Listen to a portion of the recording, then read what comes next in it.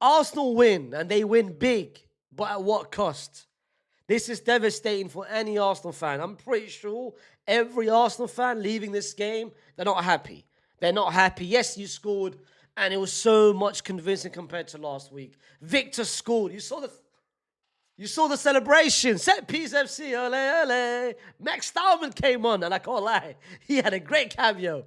But Martin goes down, and Saka goes down. But Bukayo's injury, it was telling. You saw his reaction. You saw his body language. You saw the moment he was down. He was screaming, oh my, whatever he was saying. He went the little conversation with Arteta. This is not what you guys wanted. This is not what you guys wanted. And rather than doing the usual match review where I talk about the first half, I talk about the second half, I talk about player performances, I talk about X, Y, and Z, I just want to talk about takeaways. There is, after today and after what happened, especially with the two injuries that happened in the second half, there's only takeaways. There's only what next for Arsenal. Forget the performance. I'm pretty sure Arsenal fan would be swapping this performance and play the same way they did against United and win 1-0 if it was for Saka and Martin to be healthy. You can ask any Arsenal fan, they would rather have Saka's health more than anything else. So that's why I ain't trying to talk about the game. I just want to talk about a couple takeaways which I want to chat to you guys. Arsenal fan, this is a conversation with you guys. Before I go any further, don't forget to like the video, subscribe to the channel. And Arsenal fans, comment your thoughts and what I'm about to tell you guys. Martin goes down with an injury. I don't think his injury is long. Again, I'm not a doctor. I'm not a specialist. But I think he's going to be out for what? After the international duty. The international duty beginning of September, I think he'll be back after that. But Bukayo's injury, I think, is the one which is the most telling. And I think it's the one which is the most important. The reason why I say important, I think, listen, I'm not denying Martin Odegaard, club captain, X, Y, and Z. But Eze can fit in and it's fine. Eze, you've just signed Eze. You announced Eze. You revealed Eze at the Emirates today. And it was great, by the way, great reveal. Announcement video, by the way, 10 out of 10. The announcement video on Twitter that I saw, 10 out of 10 with Ian Wright and the song and X, Y, and Z. And him saying, obviously, wallah, I'm not even an Arsenal fan. I felt goosebumps. But Martin goes down, Eze can fit in, and that's it. Like, it's not a massive injury. It's not something that you can cry on. It's fine. You can move on. You can move on. It's something you can move on with. But Bukayo Saka's injury, you can't move on with that. You can't. It's like what Havertz went down the other day. Havertz is an important piece in this Arteta system, in this Arteta's team, this Arsenal's team. Yes, I know he is not starting, but he's still massive coming off the bench. And I reckon he would have been starting a couple of games as well. Bukayo is just the most important Arsenal player there is. A lot of conversation has been made when Eze came and Eze got signed. Who is Arsenal's best player? It's still Bukayo Saka. This is still his team. This is still his keys. This is still his club, fam. He goes down. And the way he went down, I reckon it's a long injury. It looked like a hamstring. Usually, this is speaking from experience, speaking with my players. Because my players, they get a lot of hamstring injuries. This looks like in 2 months, 2 months and a half. I reckon he'll be back in October, November. I reckon he'll be out the whole of September. I reckon he might be back November time. Again, if he comes back earlier, good news for Arsenal fans. But I think it's a 2-month injury thing. There's no way for him to go out. His reaction, his conversation with Arteta, which didn't look good. Just everything about it didn't look positive. It did not look positive. This is why I say, Arsenal, you must react. The same way you reacted to Havertz going down, you must react now as well. There is no way you go into next season, into next window. You've got, what, how many days left? What's the date today? 23rd. You've got 8 days left. 8 days left, you have to react.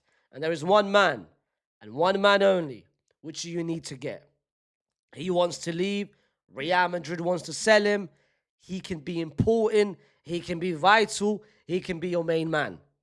When I said earlier, Eze came in, Saka's still the main guy, because Saka is the main guy. When this man comes over, he is going to be the main guy. And his name is Rodrigo Goes. You know what to do. You know what to do. Spend the money. Kroenke, Berta, Arteta, Arsenal, whatever, bro. Donald Trump, LeBron James, whatever. Spend the money, bro. Spend the cash. Give me 100 million right now and he's all yours. Give me 100 million and he's all yours. You want to win the Prem? You know what to do. That is it. That's for the first takeaway. Saka's injury is gonna be the biggest talking point. The second thing I want to talk about is Victor. He scored the goal, and I think it's massive and it's important for him that he scored. I think if he went goalless this game, I don't think his confidence level would have been very high, especially going into a very important game away from home at Anfield. That would have been a massive moment for him. That wouldn't be the perfect game for him. But him scoring, him ending his drought after what happened in the first half, which didn't look positive. Again, I might be overcritical. That's how I am with Madrid players. But there was a moment, I'm sure you guys all saw it. The first half where Zubimendi, great press by Zubimendi. And by the way, Arsenal's press in the first half was exceptional, which I'll talk about for the third takeaway. But the Zubimendi's press, he managed to pass the ball to Victor. Victor, I reckon, did not know that he had so much time. He had so much time. The brother at the back was far away. He had time to control it, and one touch, boom, finish it. He thought he wasn't. He thought he was getting pressured by the person behind him. That's why I tried to do it first time. Complete. It was bad. It was a bad effort. But the goal itself is what we've been seeing from all the compilation. I'm pretty sure no one has been watching sport and been playing week in and week out, but we've seen the compilations. And that kind of goal, him on the left-hand side, driving the ball forward, cutting inside the box and shooting near post. I've seen these kind of goals in his compilation videos so many times. So the fact that he did it, great goal, great finish, and hopefully the confidence level is now high, and hopefully this is where the goals are coming in for Victor. The third takeaway, you can talk about the set piece, ole ole. I know they scored what? The first goal was a set piece. The fourth goal was a set piece. Saka's goal was amazing. Saka's goal was all the press. Great press, by the way, for that goal. Declan Rice deserves a lot of credit. But the third takeaway is that Arsenal this season, yes, you can say, they last game, it was boring. They managed to win 1-0. But I don't know. I see something different with Arsenal this season. I don't know if it's just me. I see ruthlessness with Arsenal this season. I know it's only 2 games in. But this set piece thing that they've got working on, you guys can say it's not sustainable. I've seen some people already on Twitter say it's not sustainable. Fam, you can't. There is no way you can stop it. Declan Rice, his deliveries is second to none. Wallah, for that first goal, that delivery, fam, I never knew. I saw it last season, but his deliveries are getting better and better and better. Fourth goal, set piece. Last game, set piece. By the way, last season, the way they organized themselves before the corner was taken, it was inside the box. They were trying to put pressure on the goalkeeper. This season, they're not putting pressure on the goalkeeper. That man are all over the pitch, and that man are, the moment that the set piece is taken, they all rush into one area. Fam, it's different, it's unique. I see why Arsenal fans are excited, fam. Fam, this is crazy. Every set piece feels like a chance. Wallah. So this is what I'm saying. It's not just, yes, it is sustainable. Because when you've got these kind of players making the deliveries, you can say, well, defenders and teams and opponents, they will start reading it come game week 11, game week 12, come Jan, Feb. I don't think you can, fam. Because the bodies which they've got inside their box are big bodies, bro. Saliba, Gabriel, Calafiori, Timber, Victor now. Fam, big bodies, Ak. Nah, I can't lie, man. I can't lie. Listen, I think whatever happens, it depends on Saka's injury.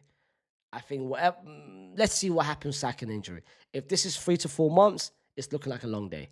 But, however, if they sign Rodrigo, then I'm already pretty sure that Arsenal's going to win the league. If Arsenal now pull the trigger on Rodrigo and they sign Rodrigo, you've heard it first from here. Arsenal winning the league. They're winning the league. There's no way Saka's gonna be back by what? By October, November. You're telling me they're gonna have a front trio of Rodrigo, Victor, Saka, and then Eze. And Zubimendi and Declan Rice behind. And then what? Calafiori, Timber, Saliba. Come on, bro. Come on. But listen, Arsenal fans, I know you guys don't want to talk about the game much after what happened. Max Darwin, by the way. Talent, special talent. But listen, put down in the comments how you guys feel about Saka's injury and what next for Arsenal. Forget the game. I think the game is not important for now. I think Saka's injury is the most important thing. And depending on how long he's out for, I think that will depend your whole season. Your whole season is just dependent on Saka's injury. So let's see how long he's out for. Put down in the comments what you guys feel about the game. Don't forget to like the video, subscribe to the channel, and I'll see you soon. Well, tomorrow, Liverpool and Newcastle.